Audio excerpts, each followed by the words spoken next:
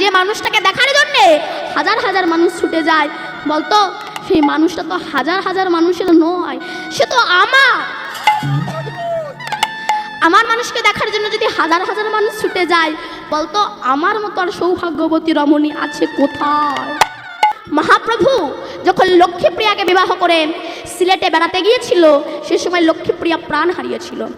আমরা বলি সাপে কামড়িয়ে, না, বিরহ সাপে কামড়িয়ে লক্ষ্মীপ্রিয়ার মৃত্যু হয়েছে। আস্তে এদিকে উর্মিলা জানতে পেরেছে যে আমার স্বামী থাকবে না, ও রামের সঙ্গে বনবাসে যাবে, তাই হাতে একটা প্রদীপ ধরিয়ে অবনত মস্তকে মাথাটা নিচু করে দাঁড়িয়ে আছে। এদিকে লক্ষণও যখন মাথা নিচু করে আসছে, উর্মিলা বলল, স্বামী তুমি মাথা নিচু করে এসো না, মাথা উঁচু করে এসো। কেন? আমি গরবিনী যে আমার স্বামী রামের সেবায় যাচ্ছে, তুমি মাথা নিচু করে এসো না, মাথা উঁচু করে এসো। তবে আমি কথা দিলাম, আমি যে তোমার জন্য প্রদীপ ধরে রেখে দিলাম, তুমি যতদিন না ফিরে আসবে এই প্রদীপটাকে আমি লিপতে দেব না। যখন মহাপ্রভু বিষ্ণুপ্রিয়াকে বিবাহ করে মাত্র 24 বছর বয়সে সন্ন্যাস ধর্ম নিয়েছিল, তারপরে প্রভু আমার একদিনের তার অদ্বৈতের ঘরে এসেছিলেন। সবাই নিমাইকে দেখতে যাবে, নিমাই সবাইকে অনুমতি দিয়েছিল, সবাই আমাকে দেখতে আসুক, অসুবিধা নাই, কিন্তু একজনা যেন না আসে। সে কে বলুন তো? বিষ্ণুপ্রিয়া। হরি বল, হরি বল। ও যেন আমাকে না দেখতে আসে। নদিয়ার নরনারী যখন চলে যায়, বিষ্ণুপ্রিয়া ঘরের এক কোণে বসে বসে চোখের জলে ভেসে যায়। নদিয়ার নরনারী বলেছিল, বিষ্ণুপ্রিয়া তোর মতো ভাগ্যহীনা বুঝি জগতে নয়। কেন? নিমাই সবাইকে যেতে বলেছে, তোকে যেতে বারণ করেছে, বলতো তোর মতো ভাগ্যহীনা কি জগতে আছে? বিষ্ণুপ্রিয়া চোখের জল মুছে বলেছিল, বাজে কথা বলিস না, আমার মতো সৌভাগ্যবতী রমণী বুঝি আর জগতে হয় না। কেন না? যে মানুষটাকে দেখার জন্যে হাজার হাজার মানুষ ছুটে যায়, বলতো সেই মানুষটা তো হাজার হাজার মানুষের নয়, সে তো আমার মানুষকে দেখার জন্য যদি হাজার হাজার মানুষ ছুটে যায়, বলতো আমার মতো আর সৌভাগ্যবতী রমণী আছে কোথায়? তাই বিষ্ণুপ্রিয়া বলেছিল, উর্মিলা বলেছিল, স্বামী আমি গরবিনী যে আমার স্বামী রামের সেবায় যাচ্ছে, তুমি মাথা নিচু করে এসো না, মাথা উঁচু করে এসো। তবে তোমার জন্য যে প্রদীপ ধরিয়ে রাখছি, তুমি না ফিরে আসলে প্রদীপ লিপতে দেবো না। ব্যাস চলে গেল। এবার ঘাত প্রতিঘাত আঘাত লাঞ্ছনায় দিন অতিবাহিত হতে লাগলো। কিন্তু যেদিন রাবণের পুত্র মেঘনাদ লক্ষণের বুকে শক্তিশালী বাণ মারল, লক্ষণ পড়ে আছে, এদিকে রামচন্দ্র ছুটে এসে লক্ষণের মাথাটা নিয়ে নিজের চরণের উপরে রেখে দিয়েছে। আর কোথাও জায়গা পেল না, চরণের উপরে রাখলো কেন, কি বুঝলেন? এবার চরণের উপরে রেখে দিয়েছে। হনুমান গলে পিতবসন দিয়ে বসে আছে।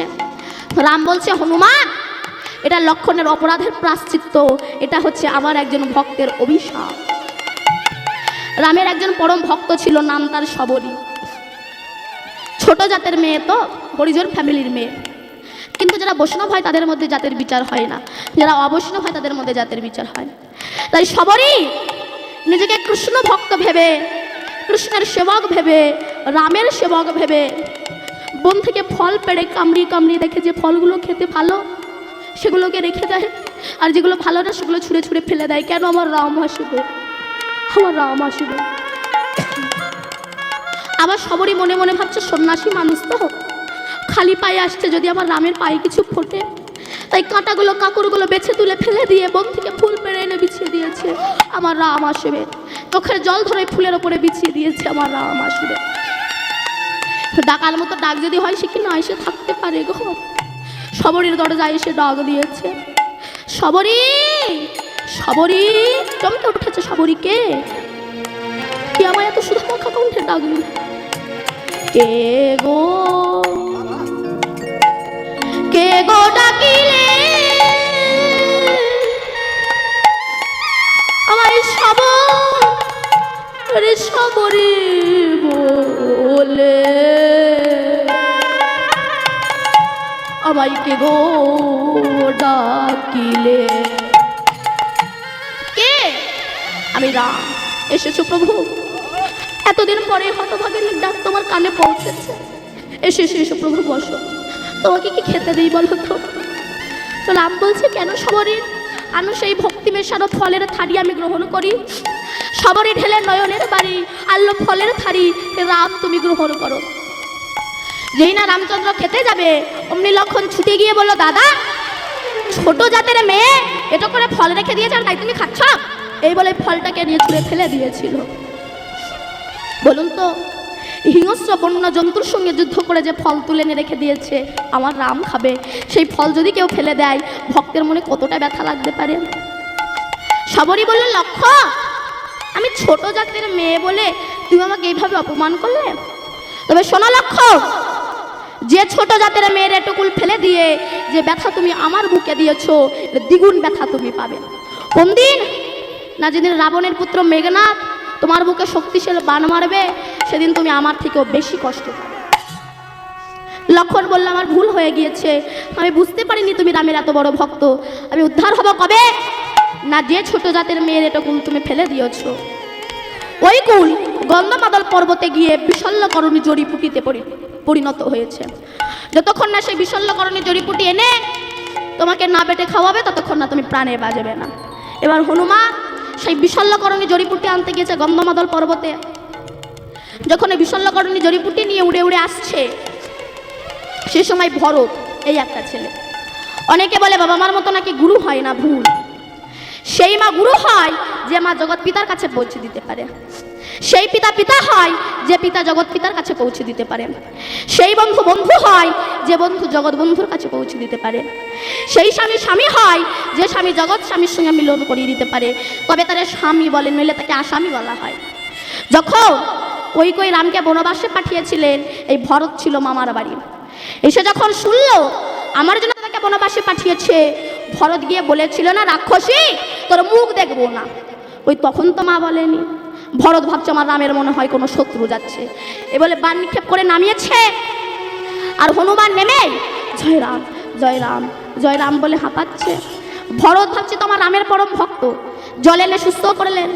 হনুমান বলছে, জানো ভরত, লক্ষণের বুকে না মেঘনাথ শক্তিশালী বাণ মেরেছে। আমি যদি সূর্যোদয়ের আগে বিশল্যকরণী জড়িপুটি না নিয়ে পৌঁছাই, লক্ষণ প্রাণে বাঁচবে না, রামচন্দ্রের চরণে শুয়ে আছে। সেই সময় লক্ষণের স্ত্রী নাম কি বলেছিলাম বলুন? উর্মিলা। হাতে সেই প্রদীপটা ধরিয়ে এক পাশে দাঁড়িয়ে দাঁড়িয়ে মুচকি মুচকি হাসছে। বলো তো, স্বামীর মৃত্যু খবর শুনে কোনো বউ কি হাসে? হাসে? সেই বউরা নয় হাসে যাদের দুদিকে কন্ট্যাক্ট করা আছে। কিন্তু তো সেই স্ত্রী নয়, প্রতিব্রতা সতী রমণী। হনুমান বলছে, উর্মিলা তুমি কি পাগলিনী হয়েছ? কেন তোমার স্বামী মৃত্যুসজ্জায় শায়িত আর তুমি হাসছ? উর্মিলা তখন বলছে, হনুমান আমি হাসছি কেন জানো? শোনো হনুমান, তোমার মূর্খামি দেখে আমি হাসছি। কেন বলো তো হনুমান, যার মাথা রামের চরণে থাকে তার কি কখনো মৃত্যু হয় নাকি? হ্যাঁ, আর তুমি যা বলছো না বিশল্যকরণে জড়িপুটি না নিয়ে পৌঁছালে আমার স্বামী প্রাণে বাঁচবে না, তবে শোনো, আমিও যদি প্রকৃত প্রতিব্রতা সতী রমণীয় হয়ে থাকি, আমিও কথা দিলাম, তুমি যতক্ষণ না বিশল্যকরণে জড়িপুটি না নিয়ে পৌঁছাবে ততক্ষণ না সূর্য উদয় হবে না। এই হলো প্রকৃত প্রতিব্রতা সতী রমণী। এদেরকে উদ্ধার করার জন্যই আমার মহাপ্রভু গৌর হয়ে এসেছে। হরে কৃষ্ণ নাম, নামের ডালি মাথায় করে নিয়ে, তো যে নাম করলে মানুষের ভবসাগর পার হওয়ার কোনো ভয় থাকে না, সেই নাম কি একটু গাওয়া যাবে মা? গাইবেন? তাহলে সবাই মিলে একটু উলুধ্বনি হরিধ্বনি করুন তো। বা সবাই মিলে গাইবো, কেমন? হরে কৃষ্ণ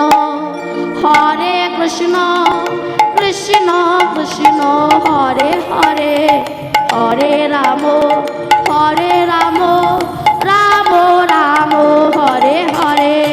হরে কৃষ্ণ কৃষ্ণ কৃষ্ণ হরে হরে, হরে রাম রাম রাম হরে হরে। হরে কৃষ্ণ